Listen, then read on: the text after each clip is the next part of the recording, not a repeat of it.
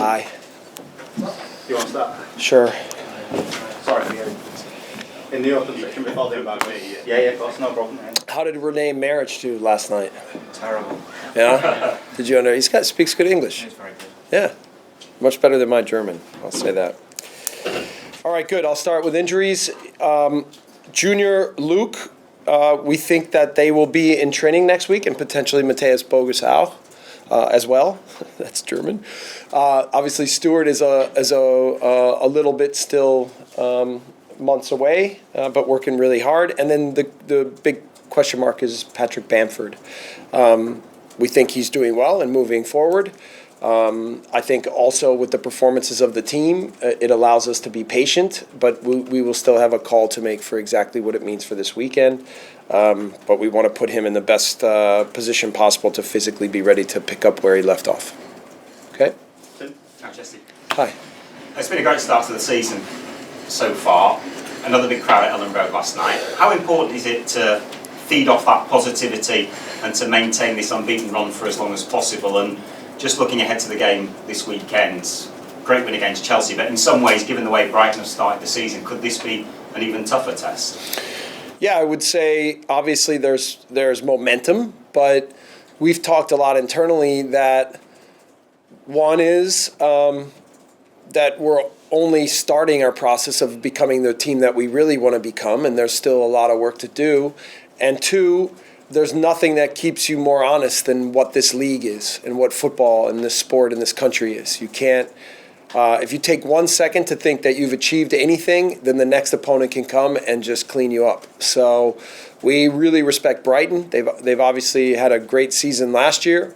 They've made some good additions. They have a wonderful manager, and they've had a really good start to the season. So we know that our focus and attention exactly to this challenge will be the most important thing. We're a week away from transfer deadline day. There's been a lot of talk about bringing a forward in during this transfer window. How likely is that? And if you don't get a player in, are you comfortable with the squad that you've got?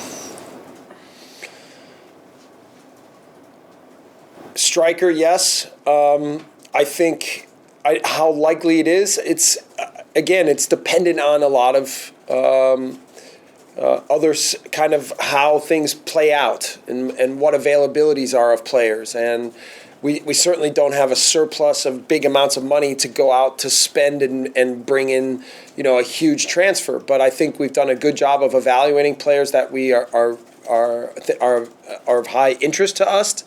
And then we're waiting to see and having good communication with different clubs and agents and players to see if there might be flexibility in what their contracts are and what their situations are, that we can still add a quality piece to what we're doing. Luis Sinisterra, we saw him for the first time from the start of the road last night. Yeah. How big an impact do you think he can make this season? And huge. Did he give you something to think about last night with that performance in terms of your team selection this weekend? No, he didn't. I mean, we knew we already had a fantastic player, and it's not been so easy for our fans and all of your media to see him up close, but we see him every day. And I was not surprised at all that he was the man of the match. I mean, he played a big part in all 3 goals.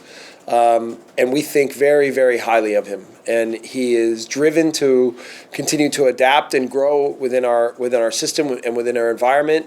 And will it be this weekend? Let's see how he gets out of the 60 minutes. I think the 60 minutes were incredibly important and valuable for him. And let's see where he's at physically. But I think for sure he becomes bigger and bigger an option to have a bigger and bigger role within what we're doing here with our team. So, also, I always think the most important thing is that the players are proving themselves internally, that the other players see how good you are and how important you can become to the team. And Luis has done that in a big way. So, I think we need to just monitor him physically, but then be ready that regardless, we'll be ready to use him in a big role this weekend. Did Liam Cooper come through okay? Yeah. Also, that was very important for us. The idea was 30 to 45, and at 30 minutes he looked really strong. So we went with 45. He feels great. He'll be ready for this weekend, and then again trying to figure out exactly what his role will be. Thank you. Yep. And Matheus Klich also very impressive last night. Yeah. Just how important a player is he for your squad going forwards? No, I'm really happy with Klich.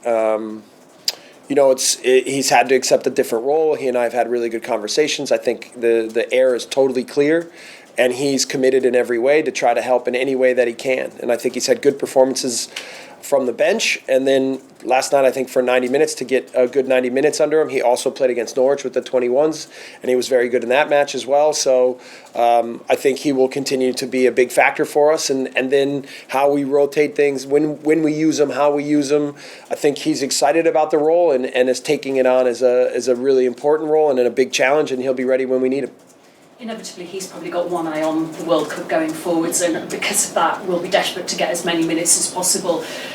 Are you able to offer him those minutes that he needs? Would there be any suggestion that he might look for a move where he could guarantee first-team football week in, week out? I think he's very committed to being here. I think he feels like the role that he and I have discussed is enough for him to continue to push to make the World Cup team for Poland.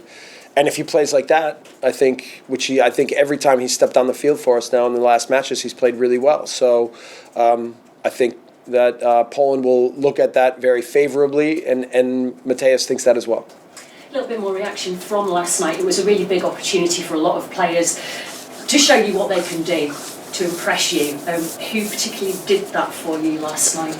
I think in one way or another, they all passed the test in a good way. The challenge I said to him immediately after the Chelsea game and immediately before the Barnsley game was, can we be as clear with our tactics and our mentality and our performance as we were with the Chelsea match? And yeah, there's little things in there that could be better, but I think for the most part, we went through the match today. We heard from a lot of the guys on how they thought it went, what they thought was important in the match. I think there was a lot of really good comments and intelligence with the way that the group processed exactly what the game was, and we'll use it to continue to feed them with confidence and understanding and help them continue to grow and be more and more an option for important moments in the season. But last night was also a very important moment for our club and for our team, and I thought all of them were ready to go and played quite well. For the younger players, particularly a huge opportunity for them. Some really shone, some maybe will come away and think, I didn't do quite as well as I could have done. Is that where the man management is particularly important? They feel that pressure that they want to impress. Yeah. And it's hard to do that sometimes. Well, listen, in this business, it's not, if you're not getting so many playing minutes, then it's hard to really show your development. And they need to play in order to make mistakes, to show improvement, and then we'll look at the video, we'll talk about things, and we'll find ways to help them improve. And I take that role very seriously. I mean, I haven't really announced it, but Cameron Toshak is our now individual coach. And so, we've invested a lot in trying to be very clear with every player and to get their input and investment as to what they think they need to do to improve, and then do it within the model of how we're trying to play football. And I think what we've seen is full engagement from every player. And that gives them the chance to, I think, be the best versions of themselves and continue to improve. And ultimately, that's what will help the team, is if every player is fully engaged, is improving, is giving everything they have to the group, and then we'll see more and more quality moments for every player.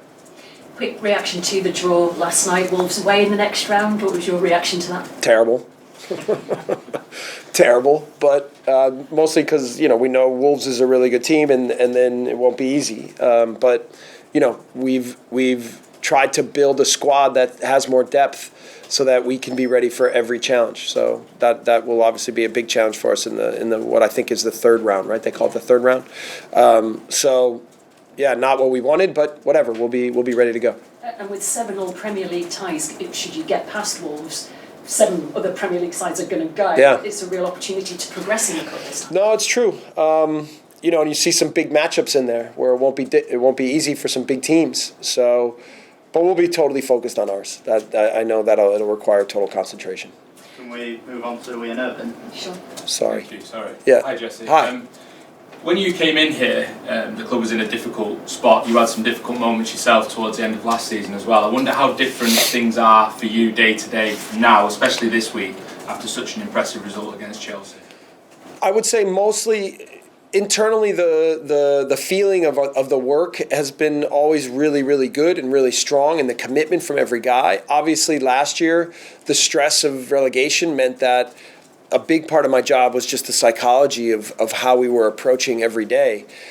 I have a bigger support team now, so it doesn't require me to go over every opponent myself and every video of every session and every game myself. We still are evaluating things as a staff, but we've created a wider spectrum of roles and then how we relate with each other, which lessens the burden of me to do every little thing.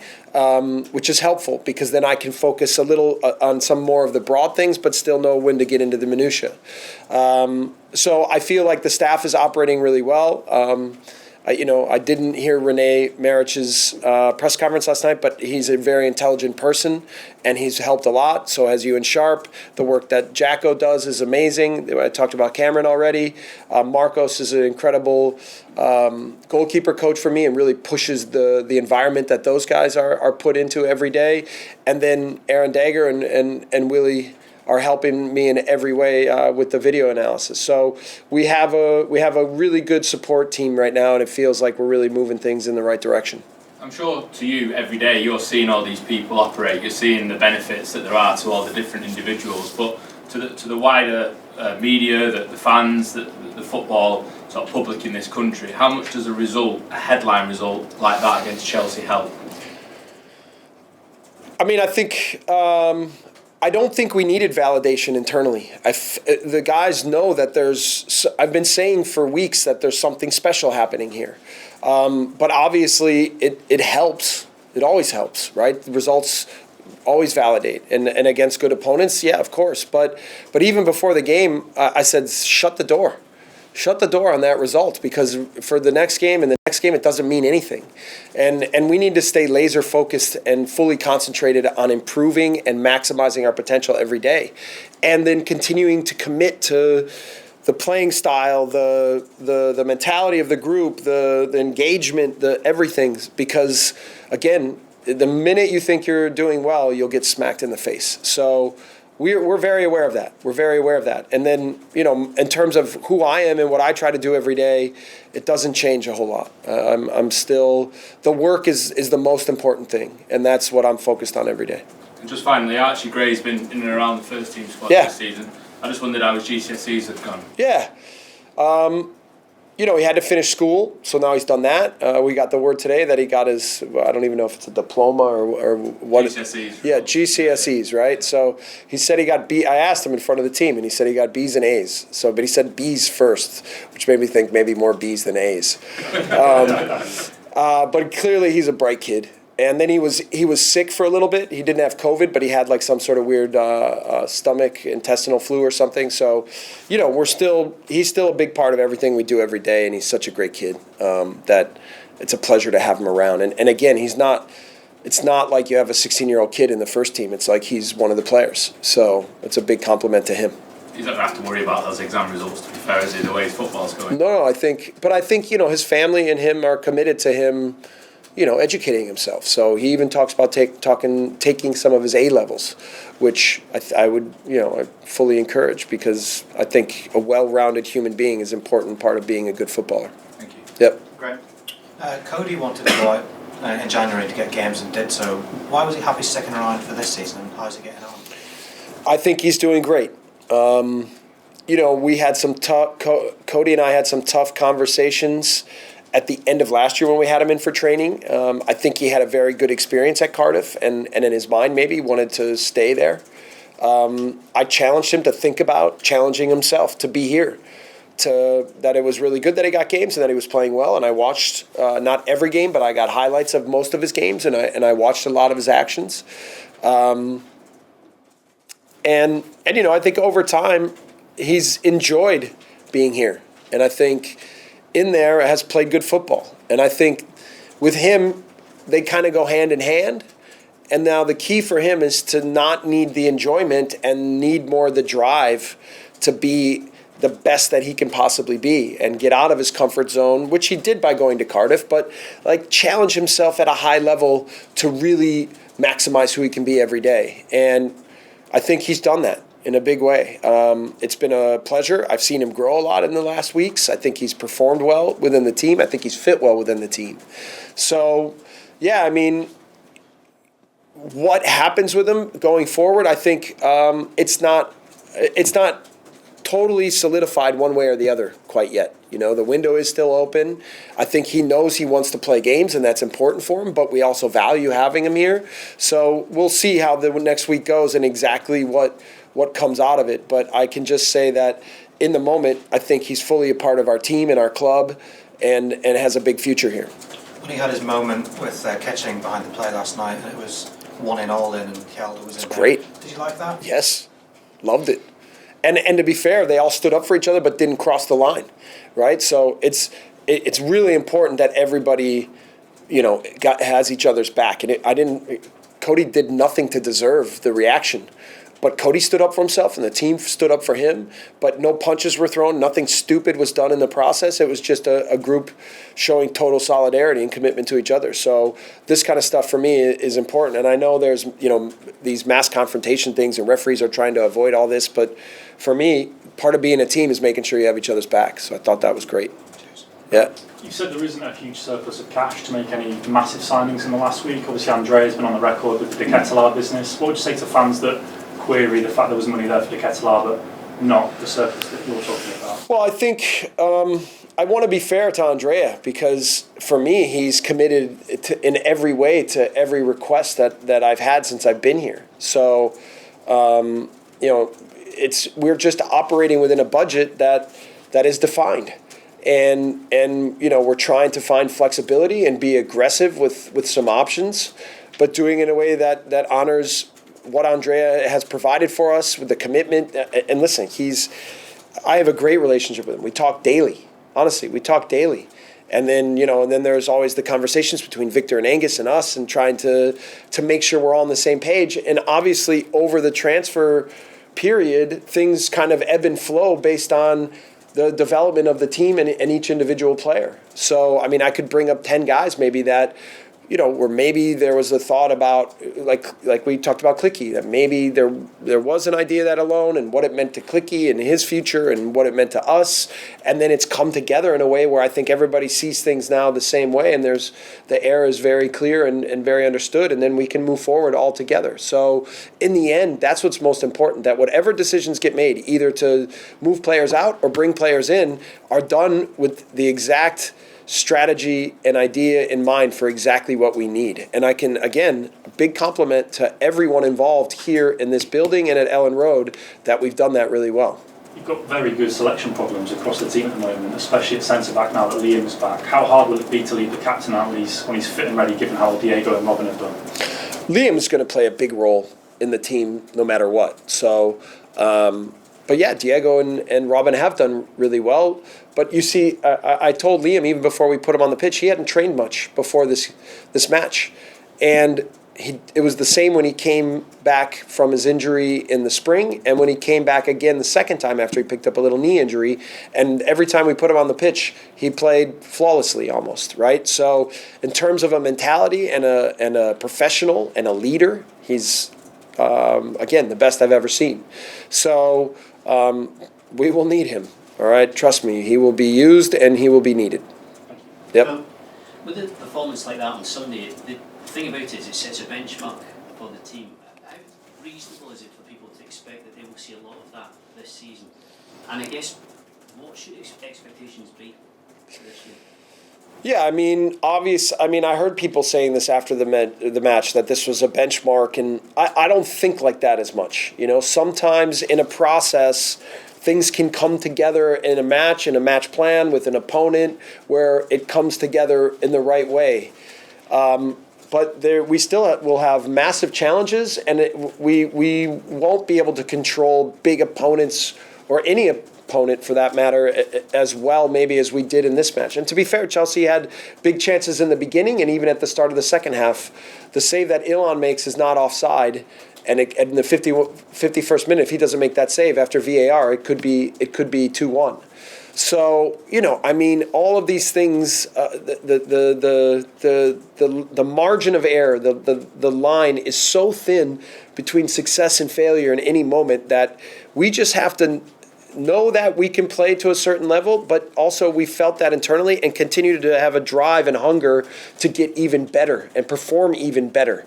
And I believe we have that in us, but that's the goal, is to never stop. Thank you. Stuart? And there was a second part that you said that I'm not sure if I addressed The it. second part of it was, what should expectations be for this season? Yeah, I mean, I shouldn't have answered that. Again, the expectations, it's always, with who we are and where we are, it's dangerous to talk about expectations for me.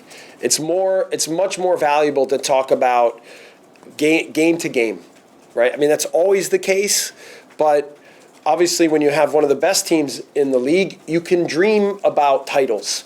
And for us, it's more about, now, can we really have a strong environment, get everyone healthy and performing at their best, be able to have options in every position and at every moment for every game, and perform at our best level every match. And if we do that, I think we can pick up a lot of points. And we can then start to maybe in a few weeks or in a couple months talk about, okay, we want to be mid-table, we want to be top 10, we want to be these kinds of things. But we're not there yet for me.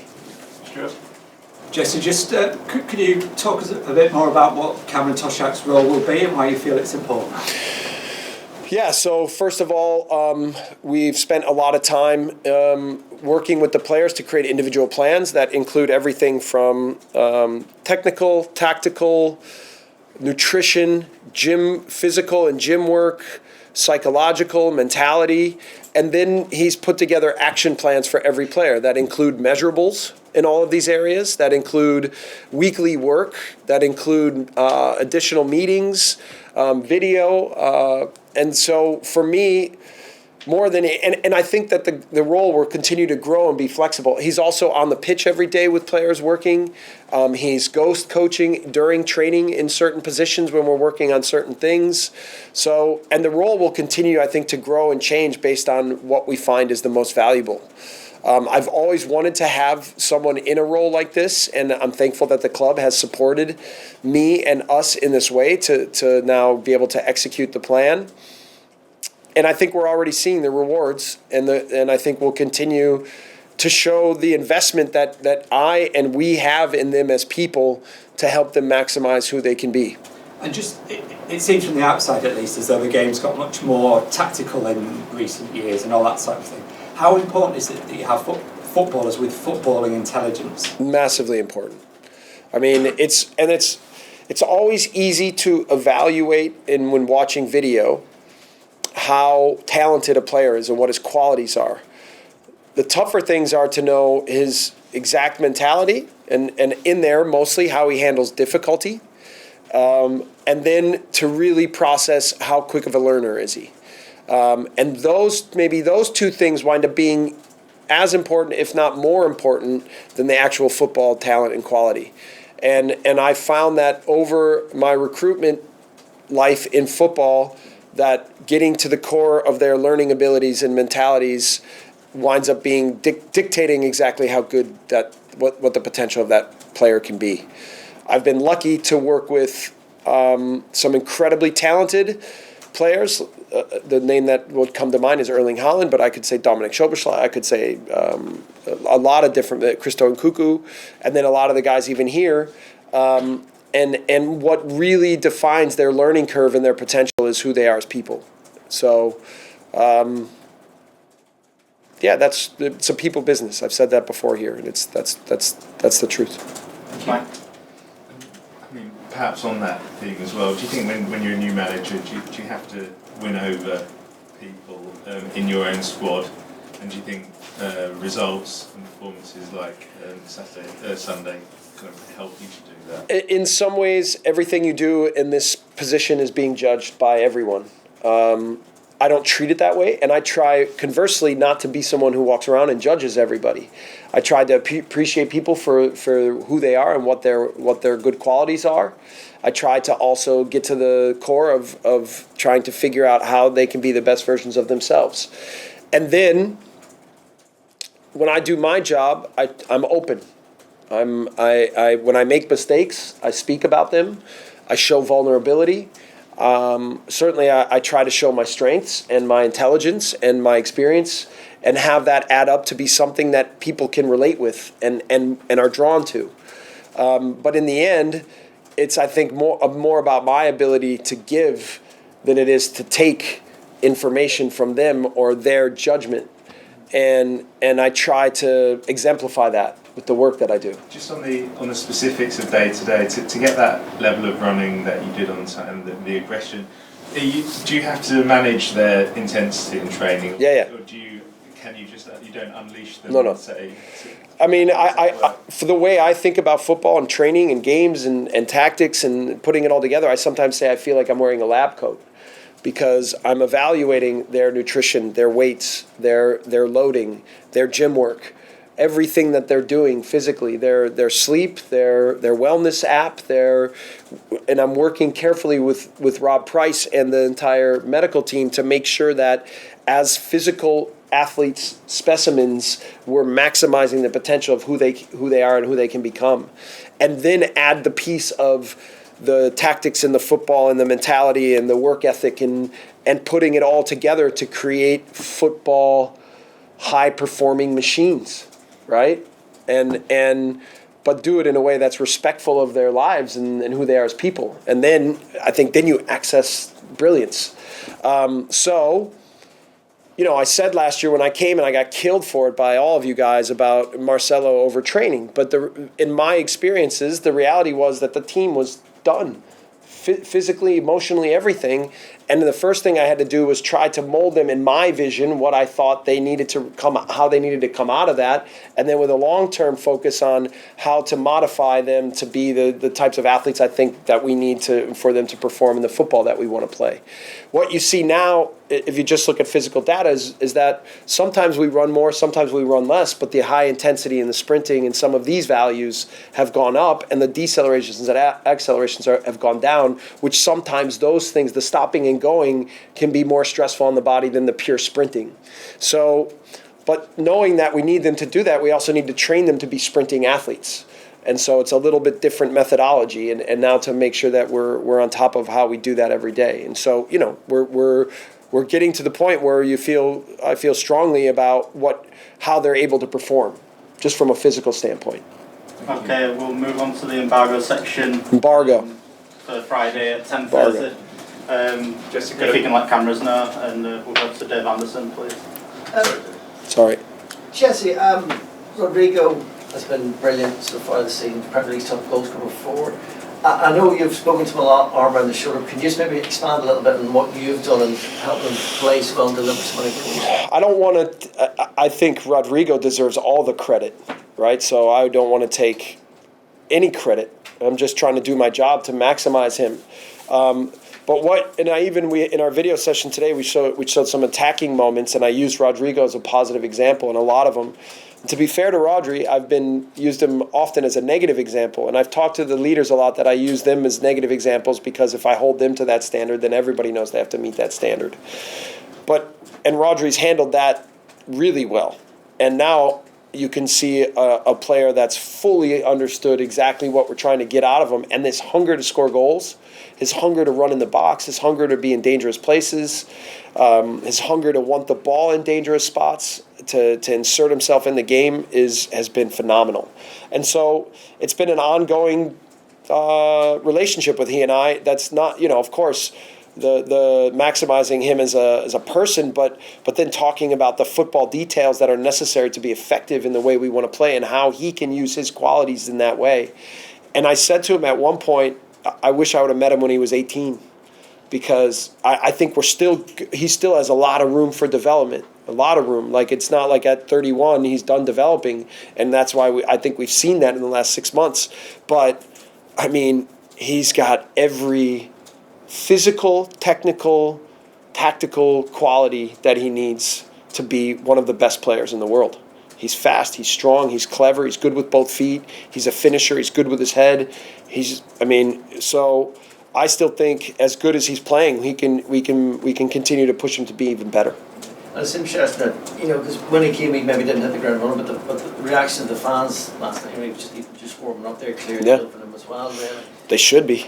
The fans should be loving him. I think, listen, we're all really, I'm just really happy for him. You know, I'd heard that it was a struggle for him. Even last year when I was here, he had ups and downs and tough moments. We had a lot of really good conversations. We looked at a lot of video together. I've asked him a lot what he thinks. I've engaged him as a leader. He's been fantastic in that way. The team really looks to him, you know, and that's one of the things I've said to him is he has a big effect on everyone in the team. And so his work ethic, his commitment has meant that when your best players have that kind of mentality, again, there's no room for anyone else. And he's been rewarded by it. So obviously he has more hunger. So that's important. So when you talk about the results and the validation, yeah, of course, all these things fit together. But for me, the work has led to the success that leads to more hunger, that leads to more success, that leads to more hunger. So that's the process that I think about. Jesse? Hi Jesse, just checking like 3 or 4 months in, how are you settling into life in Yorkshire in general, and where have you been that has stood out, and have you had a crash course in cricket yet? Yes, because my son is playing cricket at his school. Oh, right. So, and the rules aren't that complicated, and he finds there's some similar things to baseball, which he didn't play a lot of baseball, but they let him bowl one game. I watched that. He did okay.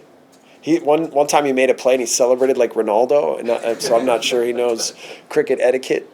Is that for his school or a local club? Yeah, for his school. Just generally, how are you finding life? We love it here. Even so much so, my older son is in Salzburg, and we're trying to convince him to finish high school here in England because we know he would love it here too. So again, it always sounds like pandering, but I've now been to Whitby. I drove through Scarborough one day. I've tried to hit the coast a little bit more. We've driven through the Dales. So on free days, we just try to go for a drive, or we hear of a nice restaurant. We try to be out and about. Every time we meet people, they're incredibly positive. I've talked a lot about Leeds tattoos. I've seen like 1 million of those. It's cool here. I mean, it's really neat to see the club, the people, the culture, the environment of what a part of the world and what a sports team can mean to a part of the world.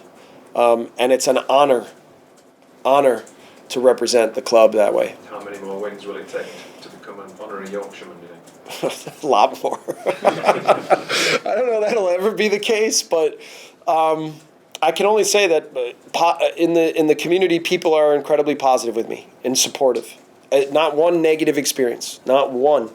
Okay, and that's before I said 1,000. Maybe it's up to 5,000 now. I mean, it's because it's incredible.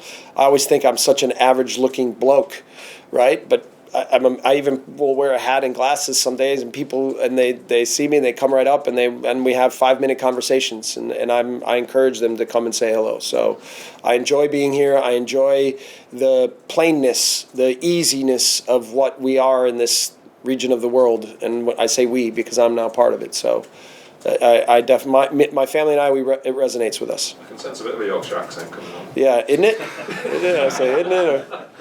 I got a few. I need to develop a few Yorkshire sayings. That's great. Thank you. All right, guys. Thank you very much. Thanks, Jesse. Okay, thank you. I'm trying to well to be weary.